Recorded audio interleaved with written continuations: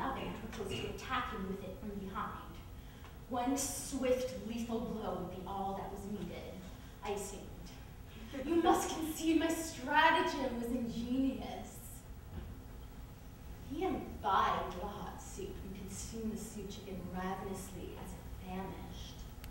Once again, I strove to initiate conversation by referring to the inclement weather or the absence of people on the street or other such trivia.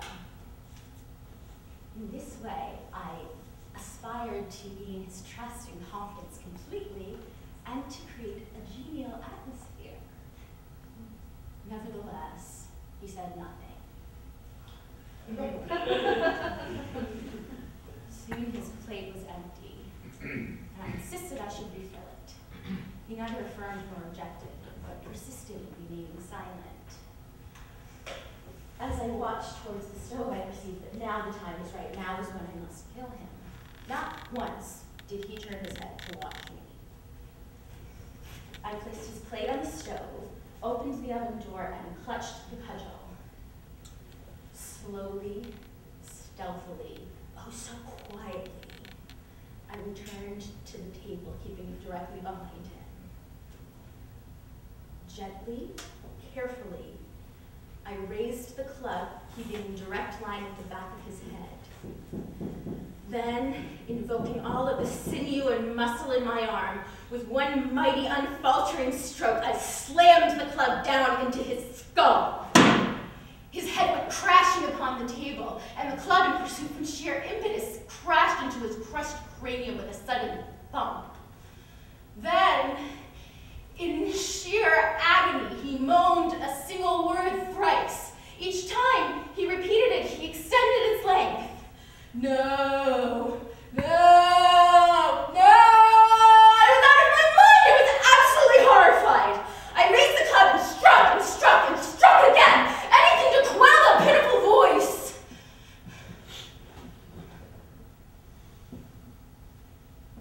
I had done it. I had killed him.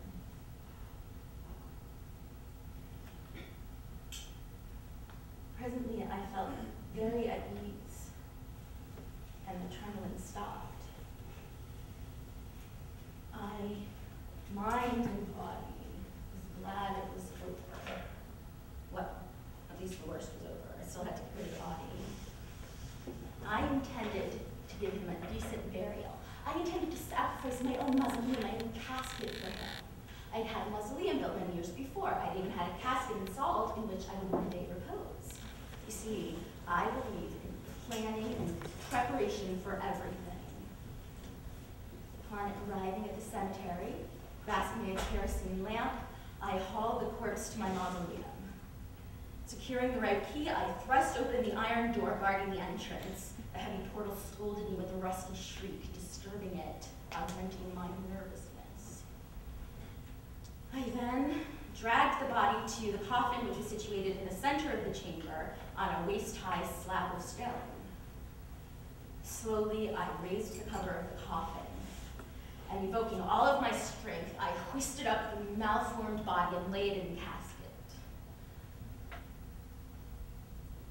By the dim light of the kerosene lamp, the entire proceeding was gruesomely depicted on the tomb's wall in huge, horrendous shadows. By this time, I was terribly frightened. I intended to vacate that tomb as soon as possible. Little did I know that pure terror was to come. It was when I went to close the cover of the coffin that I realized, to my absolute horror, that his arm, that twisted, protruding left arm, was thrust outward over the side of the coffin and prevented its closing. Immediately, I endeavored to turn the body on its side so that the arm would not protrude over the side, but no matter how hard I tried, I could not move that body an inch. Sweating, straining every muscle, rivulets of icy sweat streaming down my head and back, I tugged and pulled at that body to no avail. Panic ensued. Panting, I retreated to the wall of the tomb. Everything had been going so perfectly, just as I planned. Now this impasse would ruin it all. I was in a frenzy. I screamed, I swore. What kind of diabolical trick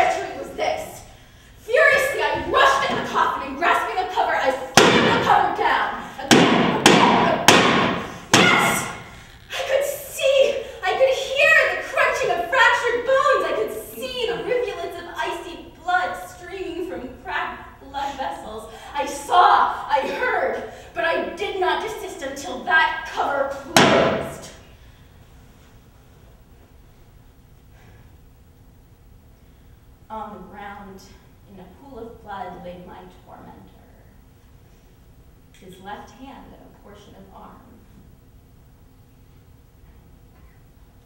I stared at it for a while in silence.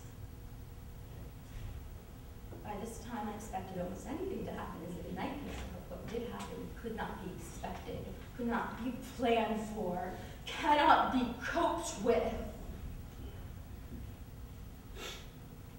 The hand started to move. Slowly at first, but with increased vigor, it expanded and contracted, expanded and contracted. In this way, it achieved the power of locomotion, the power to move. Continuously, it expanded and contracted, slowly but surely as a snail or a worm. Slowly but surely, it moved across the floor towards me. I ran screaming for the sepulchre and slammed the door shut. But it followed right through the door until as if there were no door. Screaming, stumbling, I ran, and I know it follows, I know it pursues me. Can you help me? Can you offer solution, any solution?